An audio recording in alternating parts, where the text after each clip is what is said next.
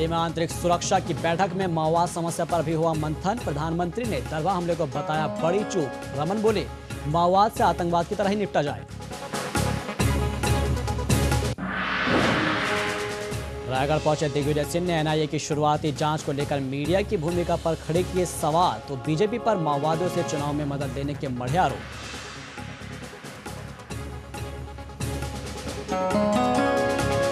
छत्तीसगढ़ के गृह मंत्री ननकीराम कंवर ने कांग्रेस पर लगाए गंभीर आरोप। कहा, दरभा हमले में कांग्रेसी नेताओं का ही है हाथ, साजिश से संबंधित सबूत होने की कही बात।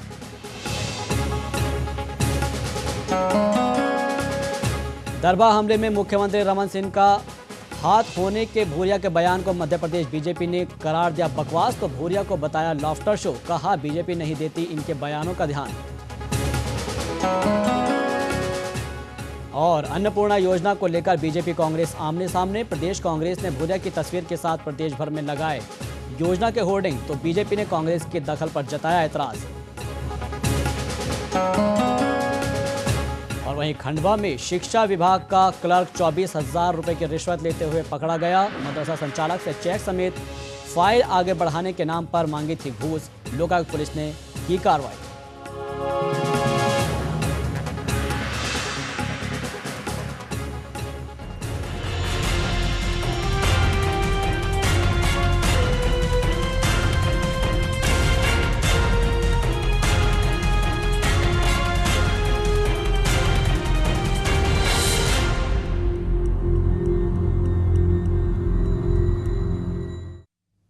नमस्कार, हमारी खास पेशकश में आपका स्वागत है। आपके साथ मैं हूं शहबाज।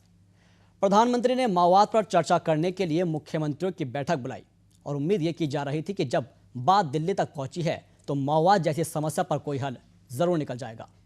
इस बैठक में छत्तीसगढ़ के मुख्यमंत्री रमन सिंह माओवाद जैसी समस्या पर गंभीर दिखाई दिए, लेकिन दिल्ली की बैठक अभी खत्म भी नहीं हुई थी कि रमन सरकार में गृह मंत्री ननकीराम कंवर ने ऐसा बयान दे दिया जिसने सबको चौंका दिया।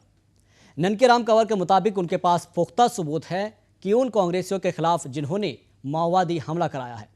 लेकिन अब ऐसे में सवाल ये उठता है कि क्या अगर वाकई ऐसा है तो ननकीराम अभी तक चुप क्यों हैं। खास चर्चा में बात उन बयानों की और जानने की एक कोशिश करेंगे कि आखिर किस काम का यह मंथन।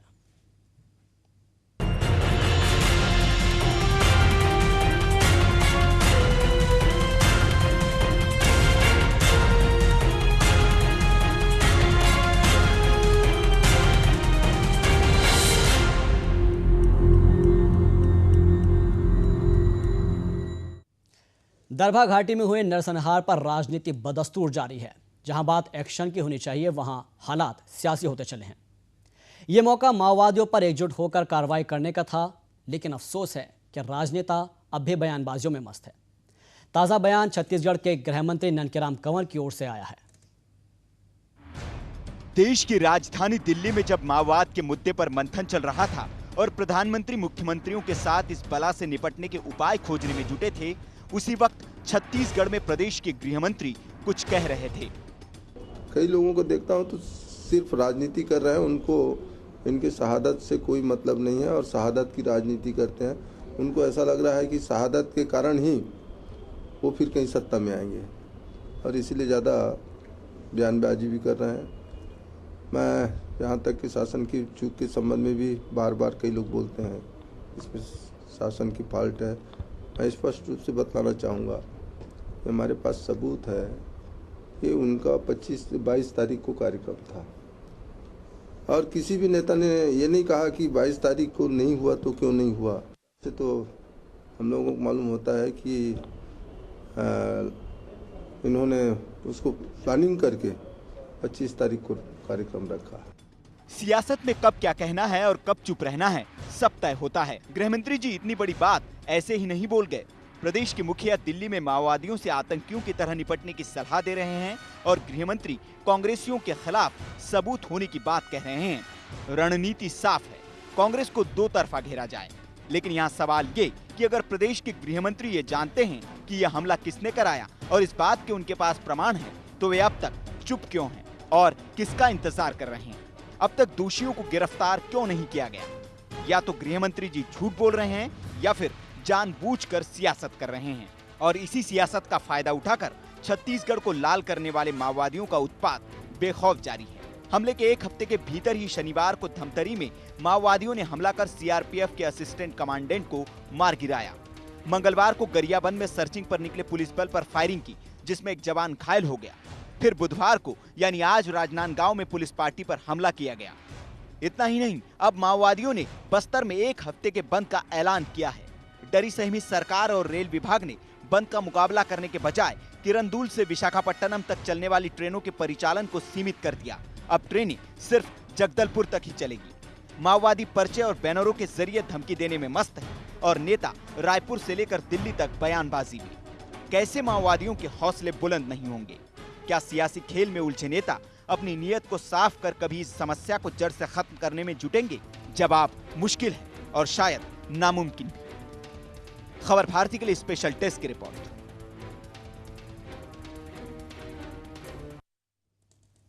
बिल्कुल, और इस पूरे मुद्दे पर चर्चा करने के लिए भोपाल से जुड़ गए हैं संजय द्विवेदी, जो कि राजनीतिक विश्लेषक है। इसके अलावा इंदौर से उमेश शर्मा जी, जो कि बीजेपी नेता है, और साथ ही साथ दिल्ली स्टूडियो से पीयूष पंत जी, जो कि वरिष्ठ पत्रकार है, वो भी हमारे साथ जुड़ गए हैं। सबसे पहले पीयूष पंत जी, आपका बहुत बहुत स्वागत है खबर भारती में। वरिष्ठ पत्रकार है, सबसे पहले पीयूष पंत जी से पूछना चाहूँगा, यहाँ पर जो गृह मंत्री है छत्तीसगढ़ के नंदकीराम कंवर, वो कहते हैं कि उनके पास पुख्ता सबूत है, और जिस तरह से हमने देखा कि आज 10 दिन बीत गए हैं इस पूरे हमले को, और नंदकीराम कंवर ये कहते हैं कि उनके पास पुख्ता सबूत है कि कौन कौन उसके अंदर शामिल है, तो आखिर देर किस बात की हो रही है?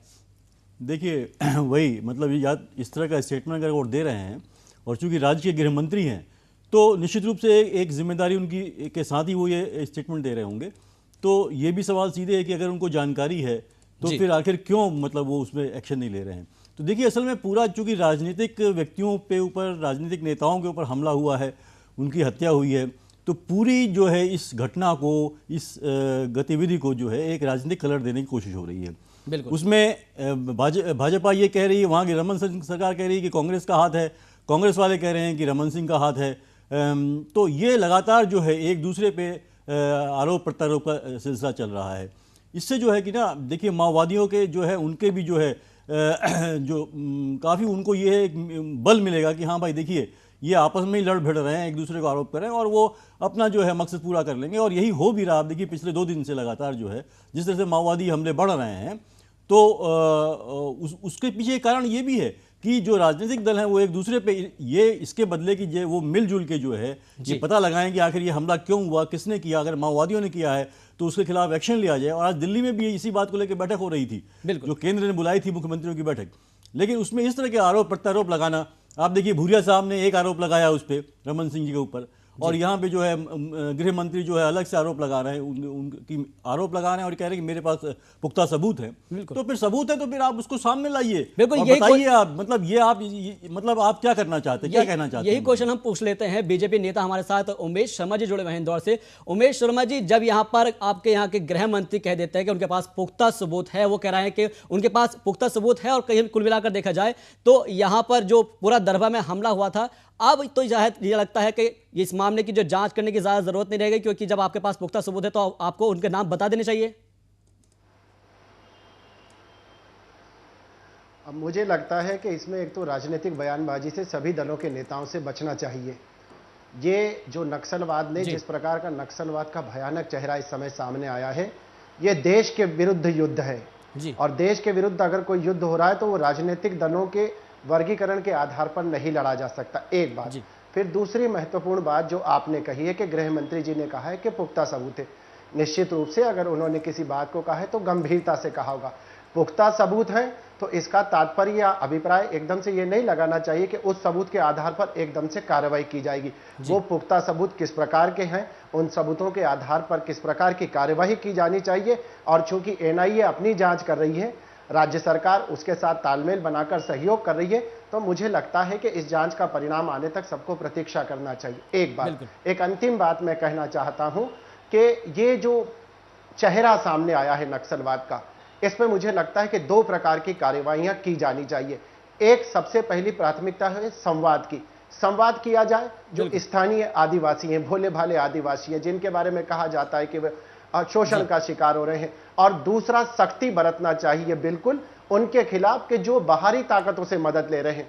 निश्चित रूप से ये नक्सलवाद जो वहां पर पनपा है, इसमें बाहर का भी पैसा है, विदेशी ताकतें भी सहयोग कर रही होंगी, तो बहुत सख्ती के साथ निपटना पड़ेगा, एक युद्ध छेड़ना पड़ेगा, बहुत मनोबल के साथ इस युद्ध को लड़ना पड़ेगा। तो संवाद और युद्ध ये दोनों साथ साथ जारी करना पड़ेंगे।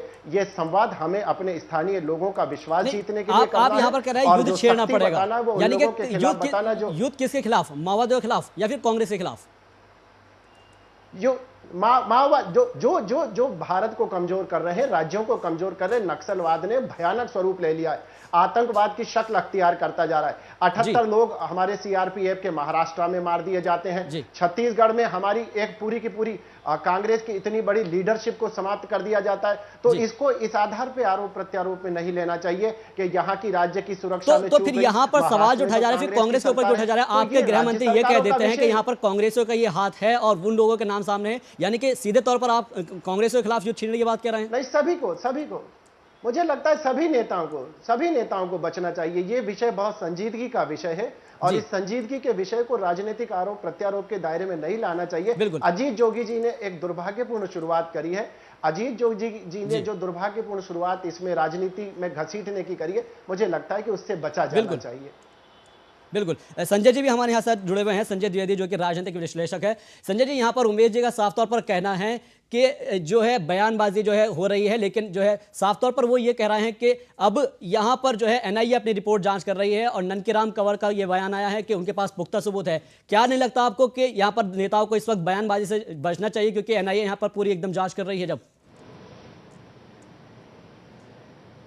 देखिए, इतनी बड़ी जो घटना हुई है छत्तीसगढ़ में, वो सबको हिला देने वाली है और ये घटनाएं लगातार हो रही है, कोई पहली घटना नहीं है। ऐसे समय में उमेश जी जो बात कह रहे हैं, बहुत ही सार्थक बात कह रहे हैं, बीजेपी के अधिकारी हैं और बहुत सही बात कह रहे हैं कि ये समय राजनीति करने का समय नहीं है। हर जगह राजनीति शोभा नहीं देती। ये एक राष्ट्रीय विषय है और एक राष्ट्र एक युद्ध के खिलाफ खड़ा है। ऐसे लोग जो 2050 में बंदूकों के आधार पर इस देश पर कब्जा करने का, इस देश की राज सत्ता पर कब्जा करने का स्वप्न देख रहे हैं, ऐसे माओवादियों के खिलाफ सारे देश को एकजुट होना चाहिए। ये कांग्रेस बीजेपी का सवाल नहीं है। जो शुरुआत हुई है छत्तीसगढ़ में एक दूसरे पर आरोप प्रत्यारोप की, इससे मुझे तो ये लगता है कि आप नक्सलवादियों और माओवादियों के जो समर्थक बुद्धिजीवी हैं उनका काम करें, उनको मजबूत करने का काम कर रहे हैं। इसके पहले भी हमारे जो गृह मंत्री हुआ करते थे केंद्र के, पी चिदम्बरम, उन्होंने एक सार्थक शुरुआत करी थी, युद्ध की शुरुआत की थी उन्होंने। तब जो है हमारे नेता दिग्विजय सिंह जी ने इसी प्रकार की बातें करके उनको पूरे मामले को पटरी से उतारने का काम किया था। मुझे ऐसा लगता है कांग्रेस के अंदर भी, कांग्रेस बीजेपी के अंदर भी जो इस प्रकार के तत्व हैं जो नक्सलवाद को समर्थन देने का काम करते हैं या नक्सलवाद को अभी भी सामाजिक आर्थिक समस्या मानते हैं और बुद्धिजीवियों से, खासकर वामपंथी जो बुद्धिजीवी हैं, उनसे सावधान रहने की जरूरत है। ये कोई सामाजिक आर्थिक समस्या नहीं है, एक युद्ध है, साक्षात आतंकवाद है। इसके खिलाफ एक सार्थक और लंबी लड़ाई लड़ने के लिए हमें तैयार होना चाहिए। बिल्कुल, लंबी लड़ाई करने की आप यहाँ पर बात कर रहे हैं, यहाँ पर वरना जो कुछ बस्तर में हुआ है ऐसी घटनाएं बार बार दोहराई जाएंगी। स्वीकार नहीं करूंगा कि क्योंकि ये आर्थिक लड़ाई है, क्योंकि जिस तरह से जो है आदिवासियों की जमीनें छीनी जा रही हैं, वहाँ विकास नहीं हो रहा है, जिस तरह से उनको गोलियों से मारा जा रहा है, उनकी ज़मीनों को बड़े बड़े कॉरपोरेट्स को दिया जा रहा है, तो ये आर्थिक लड़ाई है। मैं संजय जी की बात से कतई अग्री नहीं करता। और माओवाद जो है वो आतंकवाद नहीं है, उसको आतंकवाद राजनेता बना रहे हैं, सरकारें बना रही हैं, और इसमें जो है सरकारों का और राजनेताओं का, कॉरपोरेट्स का मिली भगत है। वहाँ पे पूरा एक नेक्सस है जो पैसे के लिए सब काम कर रहा है, क्योंकि आतंकवाद के नाम पे, माओवाद के नाम पे बहुत सा पैसा आता है। इसीलिए हर राज्य सरकार, जो भी छत्तीसगढ़ हो, झारखंड हो, उड़ीसा हो, ये चाहते हैं कि ये स्थिति बनी रहे ताकि पैसा आए केंद्र से, वहाँ के नेताओं का, वहाँ के जो अफसर आइए उनकी जेबें भरती रहें। तो इसलिए, और माओवाद को कतई आप आतंकवाद न कहें, ये तो बहुत आप गलत प्रचार कर रहे होंगे और चीज़ों को समझ नहीं रहे हैं। क्योंकि आप देखिए जितना भी ये इलाका है आदिवासियों का, भयंकर जो है, वहाँ पे कोई विकास नहीं हुआ है। वहाँ जाके देखिए आप, वहाँ किस हालत में वहाँ लोग रह रहे हैं। लगातार उनकी ज़मीनें छीनी जा रही हैं, उनकी रोजी रोटी छीनी जा रही हैं। इसलिए, और इसको आतंकवाद नाम देना तो कतई ही उचित नहीं है। ये आपकी अनभिज्ञता का परिचय है, ये बिल्कुल। तो मैं इस पर पूरा ऑब्जेक्शन उठाता हूँ और आपको ये समझना पड़ेगा कि उनके हालत क्या है। वहाँ जाके देखिए लोग कैसे हैं। तो वहाँ पे जो लोग उनकी मदद करते हैं, तो ये पूरा का पूरा आर्थिक मुद्दा है, रोजी रोटी का सवाल है, अपनी ज़मीन का सवाल है। बिल्कुल। यहाँ पर संजय द्विवेदी जी हमारे साथ जुड़े हुए हैं। संजय द्विवेदी जी, यहाँ पर अगर सवाल ये उठता है कि दिग्विजय सिंह अपने बयानबाजी करते हैं, वो कहते हैं कि यहाँ पर जो है रमन सिंह के ऊपर रमन सिंह की भूमिका की जांच होनी चाहिए, नार्को टेस्ट की यहाँ पर बात की जाती है इससे पहले, और फिर कांग्रेस की तरफ से भी बयान आता है कि जहाँ पर बीजेपी की जो डीजीपी वगैरह है उन सब की यहाँ पर नार्को टेस्ट होना चाहिए। अब ये बयानबाजी का जब दौर चल रहा है तो कहीं ना कहीं एनआईए की जो जाँच है उसको प्रभावित कर सकती है। देखिए, मुझे लगता है जब इतनी बड़ी एजेंसी जांच कर रही है तो इसमें नेताओं को वक्तव्य देने की आवश्यकता नहीं है, क्योंकि क्या हुआ है, कैसे हुआ है, अगर हमारी राजनीति और वहाँ का प्रशासनिक तंत्र इतना सक्षम था तो पहले भी इस पर कंट्रोल कर लेता, इतनी बड़ी घटना होने से बचा सकते थे। ये सब लोग, ये गृहमंत्री भी थे, यही मुख्यमंत्री भी थे, यही गृहमंत्री थे, सबके रहने के बावजूद ये घटना हुई है। तो अब बयान देने की और उस माहौल को और बिगाड़ने की आवश्यकता नहीं है। मुझे लगता है कि जो एनआईए काम कर रही है, एक बड़ी एजेंसी है, उसके निष्कर्षों को आने देना चाहिए। उसकी फुटकर में जो खबरें निकाली जा रही हैं कि कांग्रेस के लोग हैं, कांग्रेस के 4 नेता हैं, इससे माहौल बिगड़ेगा, बातें बिगड़ेंगी और इससे कोई निष्कर्ष निकलने वाला नहीं है। और कहीं ना कहीं ये नक्सलियों के जो समर्थक हैं उनको इससे मदद मिलेगी। तो एक रिपोर्ट आ जाने दीजिए, उस रिपोर्ट का इंतजार कर लीजिए। इसमें इतनी हड़बड़ी की क्या बात है, अभी चुनाव काफी दूर है, उस समय निपट लेंगे लोग आपस में। बिल्कुल, आपस में निपट लेंगे। यहाँ पर उमेश जी, आपसे ये पूछना चाहूंगा मैं कि आप कह रहे हैं कि खुले तौर पर यहाँ पर लड़ाई लड़नी चाहिए माओवादियों के खिलाफ, ठीक है, और अब जब यहाँ पर माओवादियों के खिलाफ लड़ाई लड़ने की बात की जा रही है, लेकिन यहाँ पर राज्य सरकार खुद यहाँ पर खौफ में नजर आ रही है, क्योंकि हम जिस तरह से अगर देखें तो बस्तर में बंद का ऐलान के दौरान यहाँ पर जो है ट्रेनों के रूट चेंज कर दिया जाता है, तो यानी कि सरकार खुद ही लड़ने में सक्षम नहीं है। नहीं, ऐसा नहीं है। राज्य सरकार खौफ ज़्यादा नहीं है। राज्य सरकार को अपने नागरिकों की सुरक्षा की चिंता है। राज्य सरकार चूंकि अभिभावक की भूमिका में होती है, पालक की भूमिका में होती है, उसको इस बात की भी चिंता करना है कि उसकी जो प्रत्युत्तर की कार्रवाई होगी, उस प्रत्युत्तर की कार्रवाई में कहीं निरीह और निर्दोष नागरिक शिकार ना बन जाए। अब नक्सलवाद जो है वो ग्रामीणों के बीच में घुला हुआ है। जो अभी सज्जन कह रहे थे, संजय द्विवेदी जी के पहले, जो कह रहे थे कि राज्य सरकारें इसलिए नक्सलवाद को बनाए रखना चाहती है क्योंकि केंद्र सरकार से बड़ी मदद आती है, ये बहुत हास्यास्पद बात है। और वे कह रहे हैं कि ये आतंकवाद नहीं है, एक पूरे के पूरे, तो ये आतंकवाद नहीं है तो क्या है? 76 सीआरपीएफ के लोगों को मार दिया जाए, राज्य के अंदर एक जो पूरा राजनीतिक ढांचा है उस राजनीतिक ढांचे को ध्वस्त कर दिया जाए, राष्ट्रीय राजनीतिक दल की पूरी प्रादेशिक इकाई को जान से मार डाला जाए, बंदूकों की भाषा में बात करें, बारूदी सुरंगें बिछा दी जाए, और जो आदिवासियों के जंगल जमीन और उनके जो उनके नेचुरल रिसोर्सेज छीना जा रहा है, कॉर्पोरेट को जो सरकारें बेच रही हैं, जो नेता बेच रहे हैं, उसे आप क्या कहेंगे? लोकतंत्र है ना भारत में। नहीं उमेश जी, आप क्या कहेंगे? आप सभी मेहमान गरीब हैं, आप देखिए गरीबों को छीन लीजिए। उमेश जी, आप भी हमारे साथ बने रहिए, अमीरों की जेब भर दीजिए। पंत जी, आप भी हमारे साथ बने रहिए। फिलहाल यहाँ पर अगर हम बात करी जाए, यहाँ पर मंथन किया जा रहा है, दिल्ली के अंदर मंथन हो रहा है, और छत्तीसगढ़ की अगर बात करें तो छत्तीसगढ़ के अंदर बयानबाजी हो रही है। कुल मिलाकर देखा जाए तो कहीं ना कहीं इससे माओवादियों को बल मिल रहा है, और कहीं ना कहीं अगर देखा जाए तो बस्तर के अंदर ट्रेनों के रूट चेंज हो रहे हैं और माओवादियों के हौसले बुलंद हो रहे हैं। हमारी चर्चा जारी रहेगी, फिलहाल रुक रहा है एक छोटे से ब्रेक का।